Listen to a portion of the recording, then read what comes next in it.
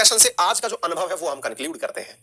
आप सबने कुछ चीजें, मैं अक्सर दुनिया भर की न्यूज आपको क्यों पढ़ाता हूं, उसमें अंत में एक भाव आप पैदा करके देखिए, और वो भाव है अपना सम्मान करना सीखिए। अपना सम्मान, अपने देश का सम्मान करना सीखिए। हर घर में लड़ाइयां होती हैं। आपको जो बहुत सुंदर व्यक्ति या बहुत ही समझदार व्यक्ति लगता होगा, उसके भी दिमाग में कोई ना कोई परेशानी रहती होगी। कोई भी इस दुनिया में, खुद भगवान राम जो है वो खुद परेशानियों से ग्रसित रहे, जिनको हम अपना नायक मानते हैं। उन्होंने भी कष्टों का मतलब कष्ट सहे हैं, वनवास किया है, बहुत सारे दुख उन्होंने भी सहे हैं। तो जीवन में कष्ट सबके रहेगा, लेकिन अपने आप को नीचा, दीन, हीन ये मानना छोड़िए। भारत पर गर्व करना शुरू करिए आज के सेशन को। क्योंकि जब मैं खुद से जब आपके लिए चीजें तैयार करता हूं तो कई बार सोचता हूं कि यार ये चल क्या रहा है, हमारे खिलाफ एक बात हो जाए हम तुरंत डिप्रेशन में चले जाते हैं। ओहो, उसने हमारे बारे में ये कह दिया। मतलब हम इंडियंस जो है ना, वो जिस मानसिकता के साथ बड़े हुए हैं वो कहीं ना कहीं ये है बस कि दुनिया का सबसे बड़ा रोग क्या कहेंगे लोग, और हम पूरी तरह ग्रसित हैं। चाहे हम एग्जाम दे रहे हैं, नहीं दे रहे हैं, अल्लाह हमारे बारे में उसने ये कह दिया। अरे कहने दो यार, अपनी खुद का अस्मिता, खुद का सम्मान, खुद का स्वाभिमान एज ए भारतीय वो विकसित करना प्रारंभ करो। आज फ्रांस एक फैसला लिया जिसके खिलाफ चार्ली एब्दो वालों के समर्थन में जाके खड़ा हो गया। पूरे फ्रांस के खिलाफ पूरी दुनिया भर में फतवे जारी हुए, कुछ भी फर्क नहीं पड़ा, अपनी बात पर टिका रहा। सोलोमन आइलैंड यार, 7 लाख जिसकी आबादी, 7 लाख आबादी खड़ा हो गया जाकर के खिलाफ कि जाओ संसद फूंक देंगे लेकिन चाइना से तुम्हारा दोस्ती नहीं करने देंगे। उनके अंदर इतना साहस है यार, हम अपना साहस कब जगाएंगे? ये बातें हैं जो आपको पहचाननी है। मतलब being a proud Indian, feel कि हम लोगों ने बहुत कुछ अच्छा किया है और जो कमियां हैं उनको दूर करेंगे। अपने आप को जब आप कोसना बंद करेंगे तो ही आप अपनी अच्छाइयों को निकाल के बाहर लाएंगे। अपनी ताकत को पहचानिए। कुल जमा बात यह है, आज अफगानिस्तान जिसकी हम इतनी ह्यूमैनिटेरियन मदद कर रहे हैं, वो आज भी अहमद शाह अब्दाली के गीत गा रहा है, पानीपत के नाम पर सेना का नाम रख रहा है। पहचानिए ये जो हमारे अंदर से जो है ना कि क्षमा शोभती उस भुजंग को जिसके पास गर्ल। अरे ठीक है भाई, क्षमा कर लेंगे जब हमारे सामने स्थितियां पैदा होंगी, लेकिन पहले जहां तक बात हो आत्मसम्मान की, तो दुनिया से सीखने की आवश्यकता है कि हमें हिंदुस्तान को उस ऊंचाई तक लेके जाना है कि हमारे सामने गिड़गिड़ा कर कोई बैठे, आंखों में आंखें भी ना डाल पाए। उठाइए अपने आप को, और हर समय शिकायत, देखिए जीवन में एक तजुर्बा जो मैं आपसे कहना चाहता हूं, शिकायतें छोड़िए। शिकायतें का मतलब ये नहीं है, आप पूछेंगे सर शिकायतें क्यों ना करें, सरकार यूं नहीं करती वो नहीं करती। अरे आपको हर आदमी से शिकायत हो सकती है, लेकिन जिस दिन आप समाधान करने वाले बन जाएंगे ना, चीजें आप लोगों के सामने स्वतः ही अनुकूल होने लग जाएंगी।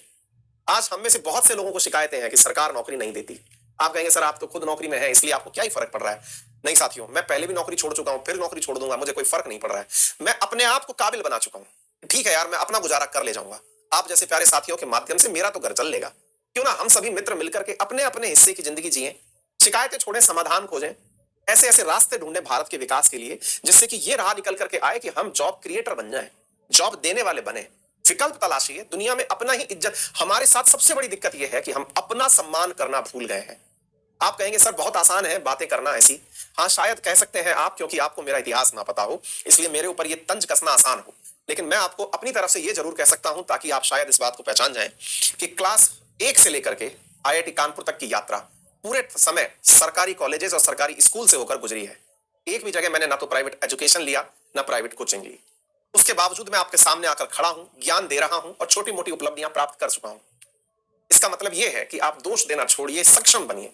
ये मेरे सभी विद्यार्थियों से आह्वान है ना। मैं अक्सर मतलब इस तरह की बातें सामान्यतया RNA के सेशन में बीच में तो रोक कर नहीं करता हूं, लेकिन फिर भी मैं आज आपसे ये बात इसलिए कर रहा हूं, दिल का संवाद है। समटाइम्स ऐसी पढ़ाते पढ़ाते खुद से भी हृदय में इस तरह का भूचाल सा आ जाता है, परिवर्तन सा आ जाता है कि बच्चों से एक बार इस बारे में चर्चा की जाए, सोचने के लिए उनको राह दी जाए।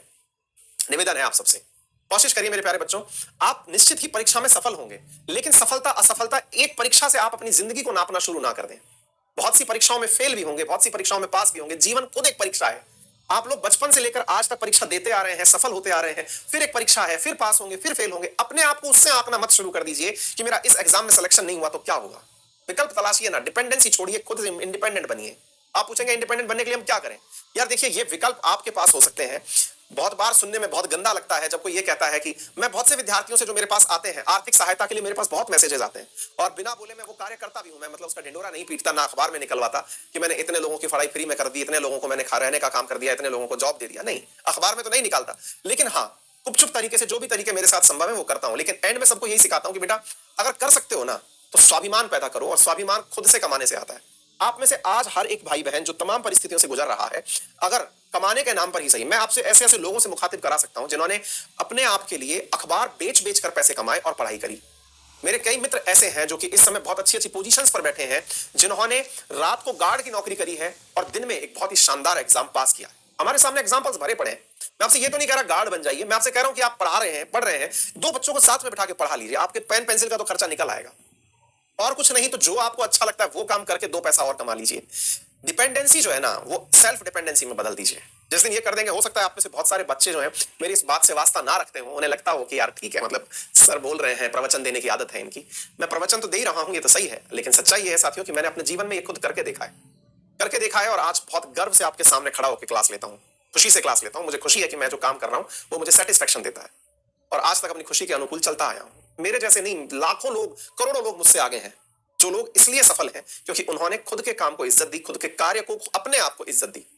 भारत में यार साथियों, आप केवल मेरे कहने से जब भी निराश होने लगे, अपने शहर के आसपास, अपने जिस क्षेत्र में आप रह रहे हैं, वहां पर खड़े होकर के एक विचार बनाइएगा, आपके शहर का सबसे शानदार गोलगप्पे वाला कौन है, सबसे शानदार पंसारी की दुकान कौन सी है, सबसे शानदार मोची कौन सा है। हर व्यक्ति अपने क्षेत्र में महान है, ये मत मान के चलिएगा। देखिए, एक मिथ्या है आपके दिमाग में कि मैं आईएएस बन जाऊंगा तभी समाज का सबसे प्रतिष्ठित व्यक्ति बनूंगा। जी नहीं, अगर सभी लोग आईएएस बन जाएंगे तो बच्चों को पढ़ाएगा कौन, डॉक्टर कौन बनेगा, इतनी बड़ी बड़ी बिल्डिंग्स कौन बनाएगा, इंजीनियर कौन बनेगा, आपके पैसे का बैलेंस कौन मेंटेन करेगा। समाज का हर व्यक्ति महत्वपूर्ण है। आप किसी भी वक्त किसी भी जगह हो, आप हर जगह महत्वपूर्ण है। समाज किसी एक व्यक्ति से नहीं बन सकता। केवल प्रशासक हो जाए तो भी समाज नहीं चलेगा। समाज हर व्यक्ति से मिलकर बना है। अपने मन में से ये भाव निकाल दीजिए कि आईएएस बनेंगे उसी दिन जीवन जो है ना हमारा सफल होगा। नहीं, ये ठीक है, पढ़ रहे हैं तो पढ़ते समय का टॉप मोस्ट क्राइटेरिया ये। निराशा इस बात की मत रखिए कि मैं बन नहीं पाया तो मेरी जिंदगी बर्बाद हो जाएगी। नहीं भाई, क्यों बर्बाद हो जाएगी यार? ठीक है, ये एक एग्जाम था, हम नहीं थे फिट उसके लिए।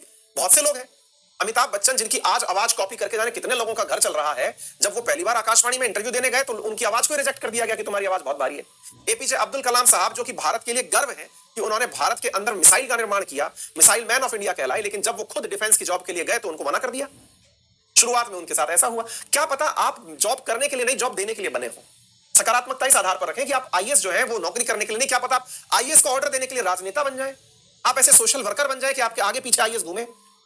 दिमाग में ये सकारात्मकता लेके आइए कि आप पढ़ाई कर रहे हैं, उसके दबाव में मत आइए। आप आपके व्यक्तित्व के अंदर ये दबाव पैदा मत करिए। निवेदन ये है, ठीक है, पढ़ाई कर रहे हैं, आप सफल हो जाएंगे, हमारा मानना है कि आप सफल हो, हमारी आपकी शुभकामनाएं, हम तो पढ़ाई उस विषय के लिए रहे हैं कि आप सफल हो।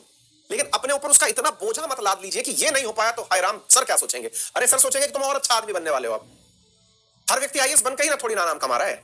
आप जितने भी लोगों को, एक काम करिएगा, हमारे कहने से अपना कोई भी अखबार जो भी आप पढ़ते हैं उसका फ्रंट पेज उठा के पढ़ लीजिएगा, उसमें से एक भी व्यक्ति का नाम आईएएस नहीं है। फिर भी अखबारों की सुर्खियों में है ना, न्यूज सुनिएगा बैठ करके तो उसमें पाएंगे कि किसी भी व्यक्ति का नाम आईएएस नहीं है, फिर भी सुर्खियों में है ना।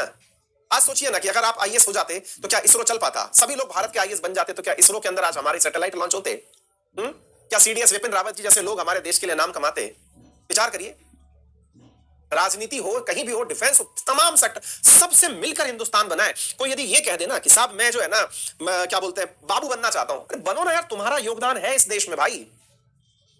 आप अपने आप को नीचा समझना बंद करिए। ये जो हमारे यहाँ पे है ना, सबसे बढ़िया तो वही है क्योंकि उससे सब डरते हैं। ऐसा नहीं है भाई। आईएएस अगर ये समझ लेता है ना कि वो आईएएस बन गया तो बहुत कुछ बिगाड़, कुछ नहीं बिगाड़ सकता वो। आप किसी का बिगाड़ने के लिए कुछ नहीं बन रहे हैं। Is administrator to facilitate you, ताकि आपको एक विभाग से दिक्कत हो दूसरे से ना हो, मैनेज करने के लिए हो। समझिए मेरा निवेदन, अगर कुछ भी सही सकारात्मक रूप से आपके दिमाग में जाए तो उसको अपनी लाइफ में उतारिए। मेरा मैसेज आपको समझ में आए तो कृपया करके उसे सकारात्मक रूप से उतारिए। हम पूरी तरह सकारात्मकता के साथ आपके साथ खड़े हैं, लेकिन दिमाग में से यह बर्डन उतार दीजिए कि मैं जिस दिन आईएएस बन जाऊंगा उसी दिन जीवन बनकर के मेरा तो सफल होगा। अरे यार, हमारे कोर्स आप नहीं खरीदेंगे, कोई और खरीद लेगा। मैं कोर्स बेचने के लिए आपको आईएएस नहीं बना रहा हूं मेरे भाई। बनना है बनिए, खुश रहकर पढ़िए, जिस काम में मजा आ रहा है करते रहिए। दबाव में अक्सर परफॉर्मेंस बिगड़ जाता है। अंडर प्रेशर खुद सचिन तेंदुलकर आउट हो जाते थे। नर्वस 90 एक शब्द निकल के आया था उन दिनों। सचिन शतक नहीं बना पा रहे थे क्योंकि उनके ऊपर शतक का दबाव क्रिएट कर दिया था कि सचिन के अब इतने शतक होने जा रहे हैं। बस वो न्यूज खुद पढ़ते थे, खुद नर्वस हो जाते थे। सोचिए, क्रिकेट का मान आया, खुद नर्वस हो जा रहा है। दबाव में अक्सर परफॉर्मेंस बिगड़ जाते हैं प्यारे साथियों। अपने को दबाव में मत डालिए। ठीक है, पढ़ रहे हैं तो पढ़ाई का जो सर्वोच्च गोल है वो प्राप्त करना है, दैट्स ऑल। पढ़ाई का सर्वोच्च गोल है कि भाई सक्सेसफुल होना है, ठीक है, नहीं हुए कोई बात नहीं, अपनी मेहनत से संतुष्ट हो जाइए। जिस दिन तैयारी करके बाहर निकले उस दिन आंखों में आंखें डालकर अपने आप से यह कह सके कि मैंने जो मेहनत की थी उसके हिसाब से मुझे चीज मिल गई।